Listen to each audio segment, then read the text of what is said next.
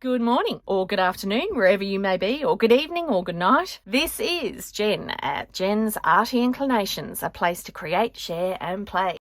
Hello. Back for our PPG Choose 6 Challenge. It's week 11, hosted by Playing with Paper and Glue Facebook group. This week's prompts are fabric, tag, sentiment, metallic, vintage image, and a zoo or farm animal. So I believe I've managed to find most. I'm going to use the actual stamp pads as the metallic. They're gold metallics.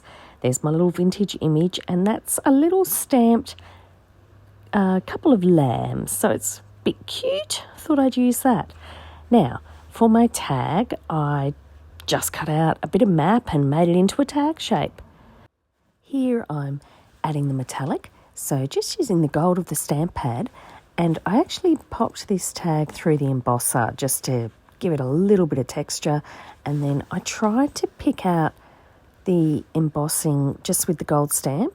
I was trying, starting out very delicately, giving it a go, and then I decided, no, that just is going to take too much effort and too much time. So then I just grabbed the whole stamp pad, you'll see any second. I mean, this was okay, but I just wanted a little bit more sparkle across the whole thing. So, it is metallic, but it kind of added that bit of sparkle as well. And I do love a bit of sparkle. And I'm really amazed at how well, gosh, it's hard to see in the camera, but I'm really amazed at how well using the gold on this coffee dyed map that I cut into a tag, the gold really went well with it. And then this was just a darker copper metallic stamp pad that I had. So I used that to ink the edges, and then I just put a thumb tab in the back, because in the back I'm going to just put a little journaling spot. So I don't know, it kind of evolved. I had a piece of map this size, and that's what it ended up making. Does anyone else find that sort of your paper and your tools kind of tell you what you're about to make? You might start out with one idea, but then they kind of just end up becoming something all on their own, completely individual and different. That's what I love about junk journaling and art in general. It's just creating. It's letting things evolve. It's letting things grow. There are no rules as far as I'm concerned. So there's the back of my little tag, and now it's got that nice little thumb hole. I just inked around the edges to give it a little bit of definition, and I'm just using my bone folder to make those folds nice and crisp. So here are my other bits and bobs, and Bessie's and Mary's and Sally's and Julie's and Wayne's. How does that sound? Alrighty. So I did kind of plan out the little collagey bits that I was going to put on this, so I didn't have to faff around, let's put it this way. I thought that would reduce my faffing that you'd have to put up with in front of you. However, there's still quite a bit of faffing, don't you worry. It is Jen's channel, that means faffing. So I started out, I had this lovely, this is actually a fussy cut. I ended up on Etsy. Gorgeous paper craft with Kay. She has an Etsy shop, and she had some fussy cuts, a little collection of botanical fussy cuts for sale. Now, I knew that because she does such beautiful collaging that they would be beautiful fussy cuts, and they really are. And I got a massive stack of them from her, so worth every single penny. Thank you so much, Kay. So it's lovely to use some of those in this piece. I think this is the first piece I've made since I got them in. Anywho, there is my gorgeous vintage image. That's a little card. So I cut it out on the side and then inked around the edges. It's just got a little bit of plain book page behind it.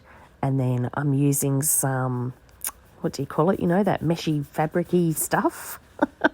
Cheesecloth, that's it. Bit of coffee dyed cheesecloth. And there's my little lammy.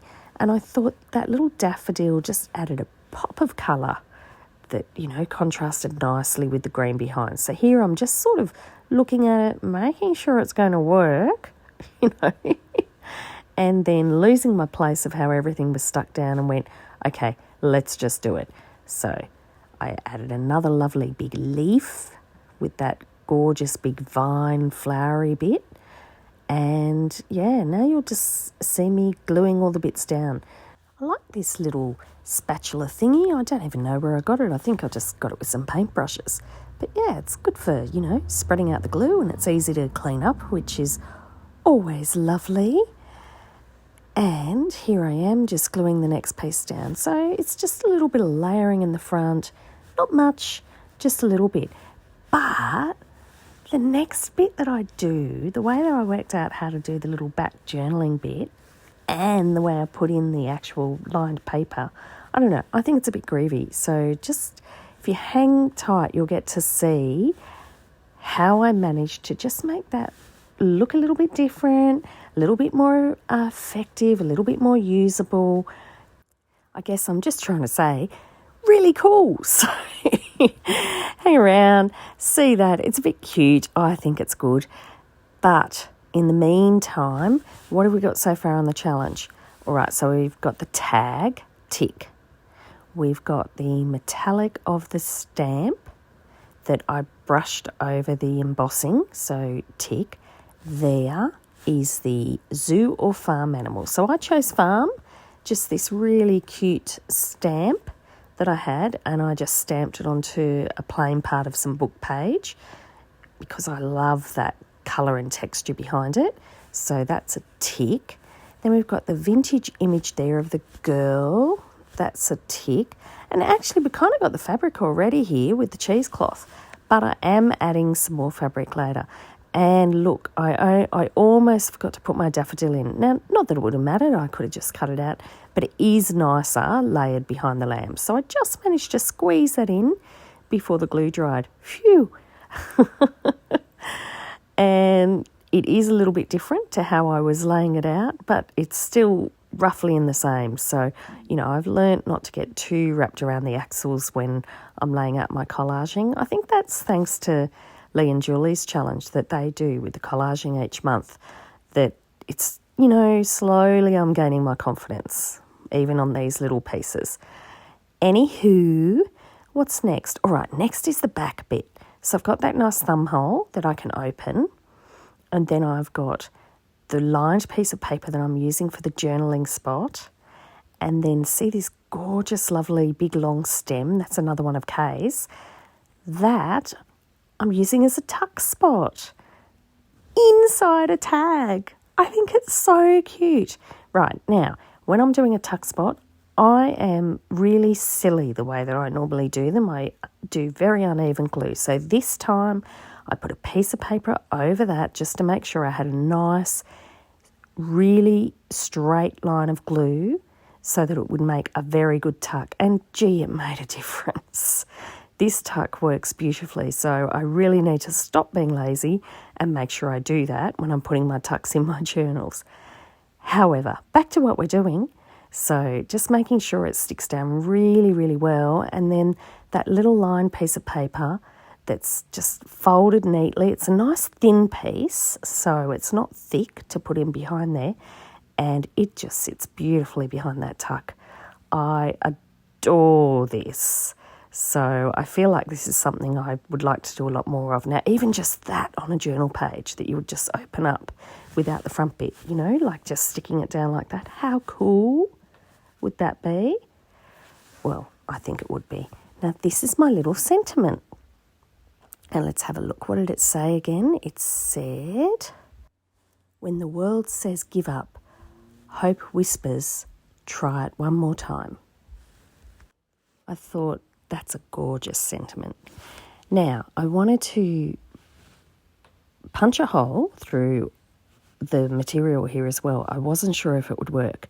So I've got the card on the top, and then I just put a scrap piece of paper doubled over on the back, and actually it did help it punch through the fabric quite nicely. I just needed to snip the very edge. So really happy with that. I must do that again. And then I actually use an eyelet on this piece and on the piece underneath it because I want them to move against each other. So here I am putting it into the actual tag and then I'm putting it into the layer on the top. So if I pop that in, and you'll notice when I squeeze down, I actually move it all, so it's all sitting perfectly in the right spot there, and then I'm fiddling about, just putting my punch in, and see, I let it all slip and slide, and so, but look, I did manage to just nudge it back around.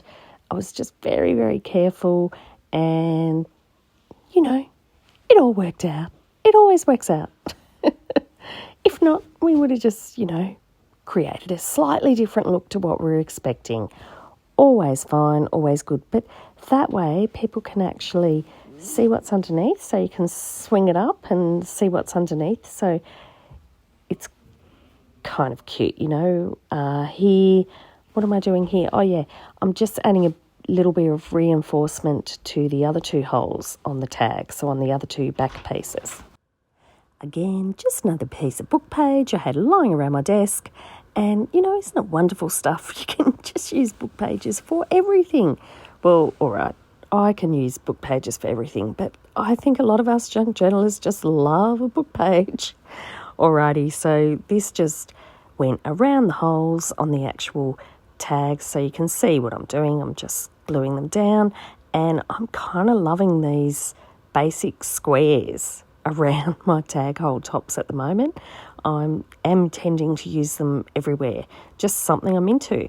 And all I did was I just popped a little bit more ink over the top, and everybody was happy. Well, that tag was happy. See, it's happy. I'm sure it's smiling. If you turn it upside down, it's smiling because it sort of looks like a smile. Okay, no. All right, so now I'm simply putting it all together. So this little piece, that's the layered part of my tag. And I've been watching everyone do these layered tags lately. And so I'm so thrilled that I finally managed to get around to doing one. And, I don't think I've really followed any of the clever designs that everybody has, but I think what I've come up with is still a layered tag, and it still looks all right. I'm actually really happy with how these fabric strips work. So, it's almost like a ribbon. That's a bit of hand-stamped fabric, and then the hessian, I love it. I think it's really cute, and it's lovely with the little sentiment on top. So snip that down, and then that's the main tag. So now to fix the back, it did take me a little bit of working out, but this is what I worked out in the end. Popping a piece of thread through the back of your first piece of string that's through the loop to make your tag top, and then just knotting it on the back, and then you see that you can now put through your two other holes on the back of your tag. So then you've always got a piece that you can open right up fully, or just a little bit, just enough. And I actually used waxed thread for this just because it was what I had on my desk. And so then I could tie a big bow, and it held really nicely. So I'm just slipping that back in. So as you can see, you don't have to open it all the way up, but you could take them right out because you've knotted it on. And then see how you just pull it through, and then you've got a nice flat piece. I don't know, I'm a bit happy with this. I want to do this again. So all I did was a bow on the back, and then I can do that up and undo it any time. I think that's a bit special. I'm dying to see what Lynn comes up with over at Playing with Paper and Glue. Make sure you go and check her out, and I'd love it if you could join our challenge. Come along to the Facebook group. They're so nice in there. And you can also check out Kylie's card craft. She'll have one up probably a bit late, actually. She's doing a bit of gallivanting at the moment. But yeah, check out Kylie's card craft. She'll have something up, I'm sure. It'll just be a bit late this week. And here are all the prompts again. So I managed to fix them all off. So there's the front of the tag. You can lift up your little material pieces. So you've got your layers. And then if you undo your bow on the back, you've got this really cute little, almost like a secret journaling spot. But it's, I don't know, just a little bit different. It's got that tuck inside. It's got that separate piece that you can open. just something that it's a bit interactive and fun. So that's the PPG Choose 6 challenge for week 11. Goodness me, week 11 already. I hope you're all enjoying, and I will see you on the flip side. Enjoy! I'd love it if you could leave me a comment below. Hit the like button if you enjoyed what you saw today. And of course, please subscribe if you haven't already. I will see you next time. And in the meantime, keep creating.